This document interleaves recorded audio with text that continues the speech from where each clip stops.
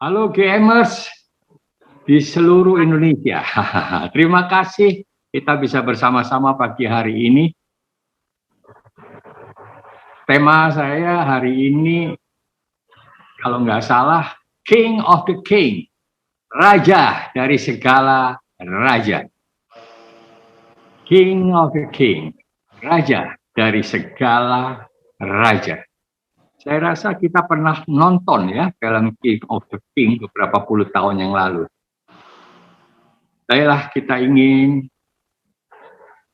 mengapa kita menyebut dia sebagai raja di atas segala raja. Itu yang ingin kita renungkan pagi hari ini.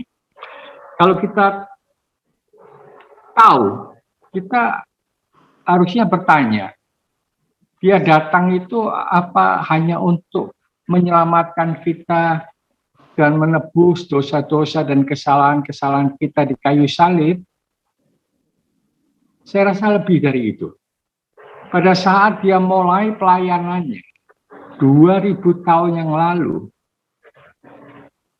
dia mengatakan, waktunya sudah genap, kerajaan Allah sudah dekat, bertobatlah. Markus 1:15. Waktunya sudah dekat, bertobatlah.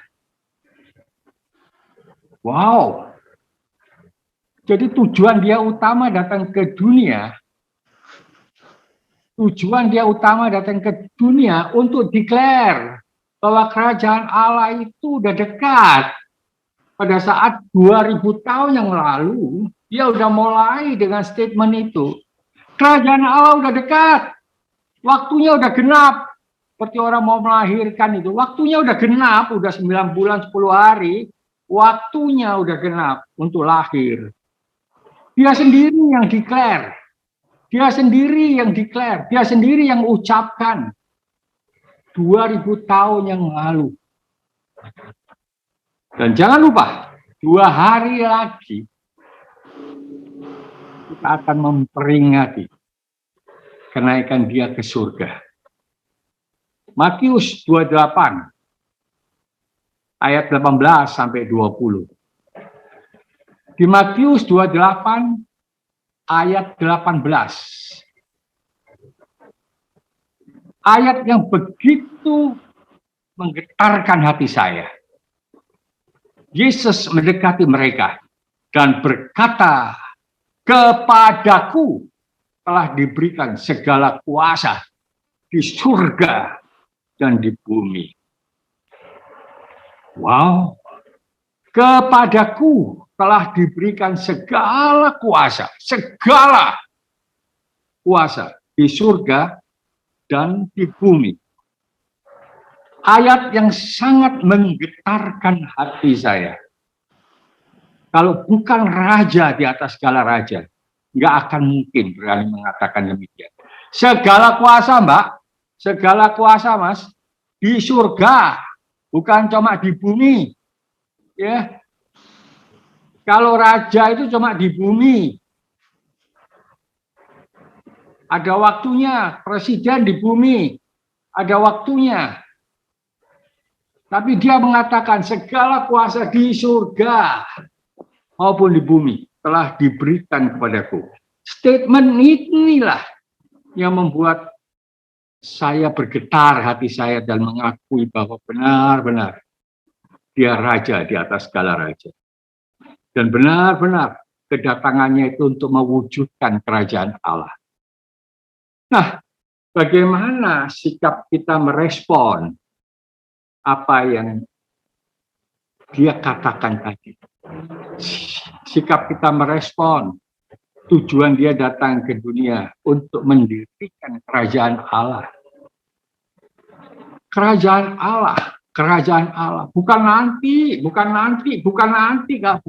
kekekalan, bukan. Sekarang dan di sini, karena itu di dalam doa Bapa kami yang diajarkan oleh dia juga, dia mengatakan datanglah kerajaanmu, datanglah kerajaan di bumi. Kerajaan Allah bukan kerajaan agama, kerajaan Allah bukan kerajaan Kristen. Kerajaan Allah adalah hukum-hukum Kristus. Yes, hukum-hukumnya adalah kasih. Simple.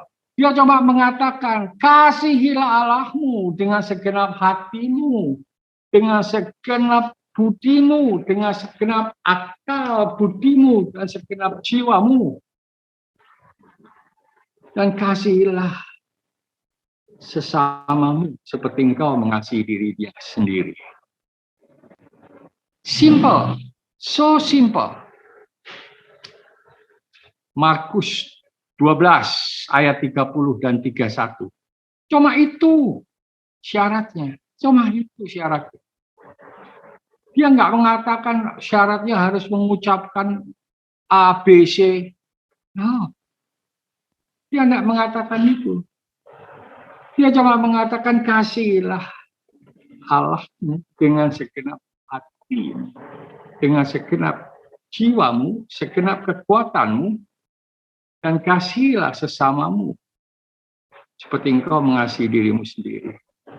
Jadi cita-cita untuk mewujudkan kerajaan Allah itu bukan monopoli kita, bukan monopoli orang-orang percaya, juga bukan monopoli agama, bukan monopoli satu aliran sinode, bukan, tapi monopoli Allah, di mana satu wujud kerajaan Allah berdaulat. Dan kalau Allah berdaulat, udah nggak perlu mengancam kan, nggak perlu demo kan. Kalau Allah berdaulat, kita tunduk. Apa yang Allah inginkan, kita lakukan. Itulah bedanya wujud kerajaan Allah yang kita mimpikan dan dibanding dengan mereka mimpikan. Dan untuk melakukan itu, bukan nunggu besok, bukan nunggu kita nanti, kalau kita sudah pulang ke rumah Bapak. Enggak. Kerajaan Allah itu tugas kita untuk mewujudkannya. Karena itu, di ayat selanjutnya, dia mengatakan, setelah dia mengatakan statement dia, jadi segala kuasa telah diberikan kepadaku, baik di surga maupun di bumi. Dia memerintahkan kita. Karena itu pergilah. Jadikan semua bangsa muridku. Baptislah mereka dalam nama Bapa, Putra, dan Roh Kudus. Dan ketahuilah, aku akan menyertaimu sampai akhir zaman. Wow. Luar biasa. Itulah Allah kita, raja di atas segala raja. Raja di atas segala raja. Raja yang menciptakan alam semesta dan isinya. Raja yang awal dan akhir.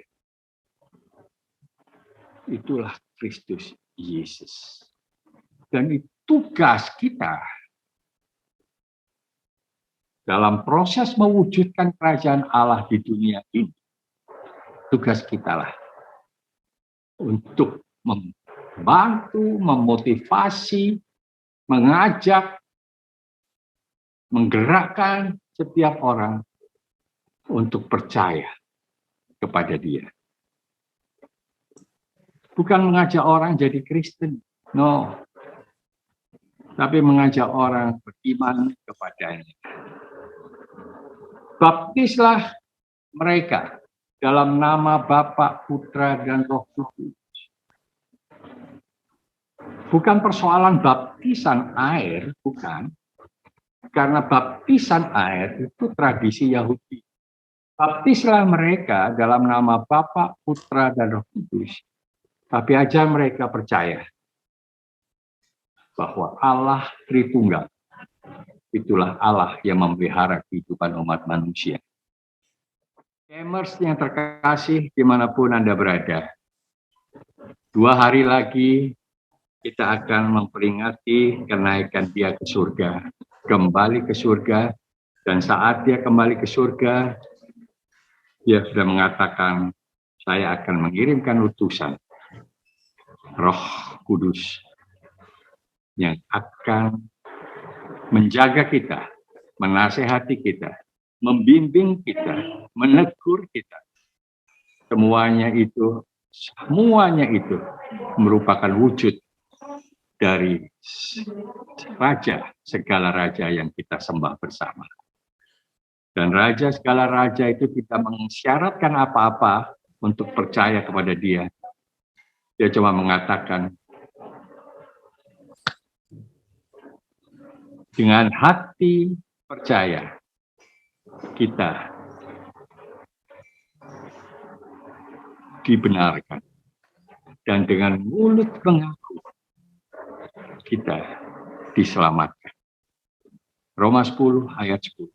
Itulah raja kita yang kita sembah setiap saat, setiap hari, yang kita rayakan kenaikannya ke surga 2 hari yang akan datang. Dan kita sembah bersama-sama lewat Gloria Ministry yang kita cintai ini. Sampai jumpa di lain kesempatan, kiranya boleh menjadi berkat buat kita semua bahwa kita memiliki raja di atas segala raja, yang awal dan yang akhir. Dalam nama Yesus kami bersyukur. Amin.